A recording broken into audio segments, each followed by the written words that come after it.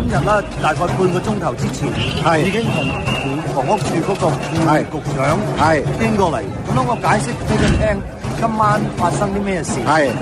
我話佢哋嚟呢度撬咗嗰度門入去，用啲架生鋸嘢開咗個發電機，帶咗個垃圾兜落去，跟住完全冇戴頭盔。我話我有晒證據，咁樣咧佢就要求我寄晒嗰啲相同埋嗰啲片俾佢。咁樣我好想多謝晒大家街坊寄嗰啲片同埋嗰啲相俾我。咁我已經寄晒俾房屋處嗰個副局長啦。但係呢個咧，仲有一個部門咧係聯邦政府嘅 OSHA。佢冇戴頭盔喺裏面咧，嗰度寫明話要戴頭盔嘅。我頭先見咗個片啦，佢喺嗰度企住喺度冇戴頭盔。咁呢個係好大嘅犯規嚟。咁樣啦 ，OSHA 應該會即刻停咗佢嘅工嘅。我嘅目的咧就聽朝房屋處佢已經講咗俾我聽，佢會派人嚟呢度調查。DOB 會調查。DOB 會嚟調查，跟住我哋朝頭早會通知 OSHA。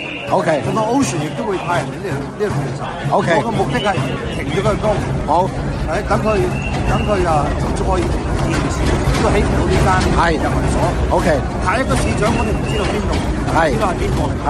如果我哋可以延佢幾年啦，呢個唔係難㗎。我嘅計劃就係咁樣。